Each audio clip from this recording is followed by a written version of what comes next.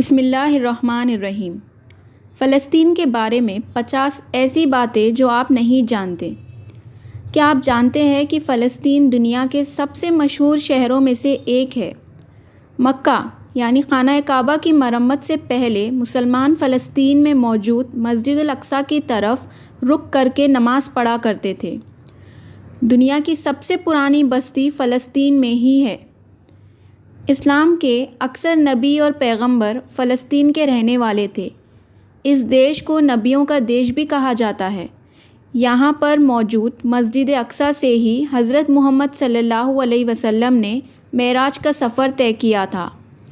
इस्लामी तारीख़ में फ़लस्तीन को दूसरे खलीफा हज़रत उमर रज़ियल्लाहु ताला अन्हु ने फ़तह किया था, जिसके बाद से सैकड़ों सालों तक इस्लामी हुकूमत का हिस्सा रहा। तुर्की की खिलाफत उस्मानिया ने फ़लस्तीन में 400 सालों तक हुकूमत की। फ़लस्तीन में मौजूद लोगों की तादाद 45 लाख के करीब है, जिनमें से एक बड़ी आबादी वेस्ट बैंक की तरफ रहती है। 1920 वाले 3 का सिर्फ 12 पर हिस्सा ही अब मुसलमानों के पास बचा है।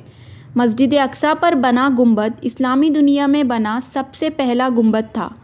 इससे पहले किसी भी मस्जिद में गुंबद नहीं बनाया गया। इसकी बुनियाद खलीफा अब्दुल मालिक मरवान ने 692 ईस्वी में रखी थी, जिसके बाद इसे हर मस्जिद में इस्तेमाल किया जाने लगा। मस्जिद अक्सा पर बने इस गुंबद को डोम ऑफ द रॉक के नाम से जाना जाता है।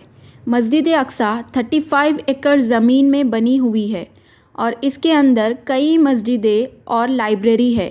फ़लस्तीन में आज भी इस्लामी वक्फ़ के सिस्टम ज़िंदा है, जिससे सरकार को मदद मिलती है। मस्जिद अक्सा इस वक्फ़ में सिस्टम का हिस्सा है।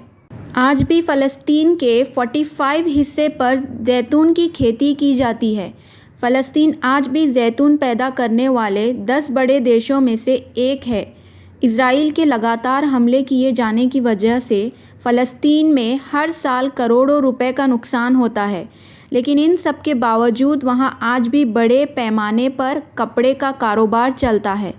फ़लस्तीन में बने पत्थर और टाइल्स दुनिया भर में इस्तेमाल किए जाते हैं।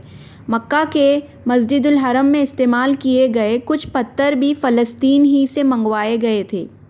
फ़लस्तीन को बांटकर इज़राइल बनाने का सबसे पहला मंसूबा 1937 में पेश किया गया था, जिसे मुसलमानों ने नाकाम बना दिया।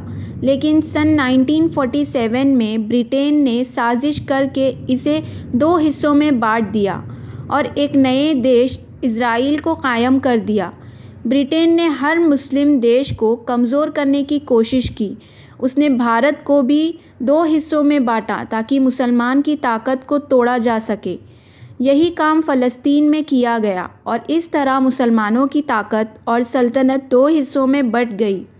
बहुत कम लोग जानते हैं कि इस्लामी दौर हुकूमत में फ़लस्तीन का इलाका जॉर्डन, मिस्र, शाम जैसे देशों तक फैला हुआ था। यहाँ सभी देश फ़लस्तीन का ही हिस्सा थे। हज़रत यूसुफ़ अलैहिस्सलाम ने जिस मिस्र पर हुकूमत की थी, उसमें फ़लस्तीन भी शामिल था।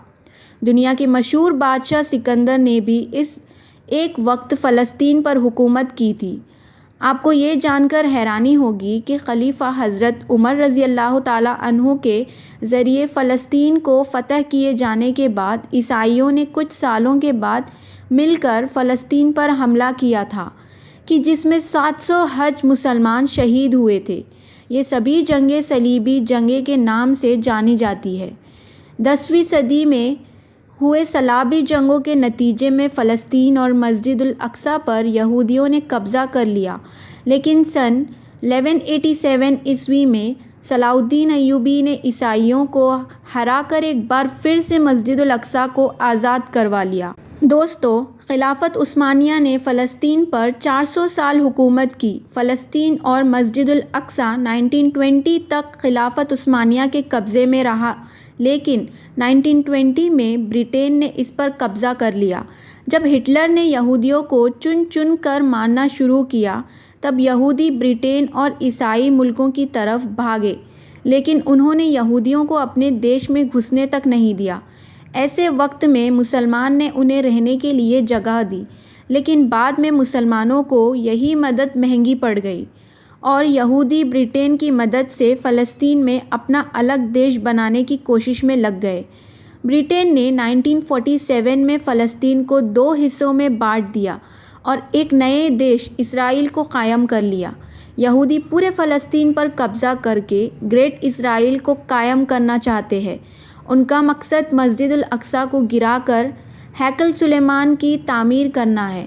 इसराइल की माने तो मक्का से लेकर मदीना, इराक़, ईरान, मिस्र, जॉर्डन सब उसी के हैं।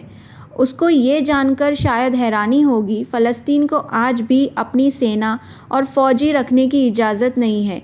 यही वजह है कि आजकल होने वाली जंग में फ़लस्तीन की तरफ से हमास को जंग लड़नी पड़ रही है। हमास का हेडक्वार्टर गाज़ा पट्टी में है और वहीं से वो अपने ज़रिए बनाई गई मिसाइल और रॉकेट की मदद से इसराइल का मुकाबला करता है। पिछले दिनों में हमास ने जिस तरह से इसराइल को शिकस्त दी, उससे इसराइल के होश उड़ गए हैं। आज भी दुनिया के अक्सर देश फ़लस्तीन का साथ देते हैं। अगर आप भी फ़लस्तीन के साथ हैं तो इस वीडियो को लाइक करें, शेयर करें और हमारे चैनल को सब्सक्राइब ज़रूर करें और अपने करीबी दोस्तों तक ये जानकारी ज़रूर शेयर करें।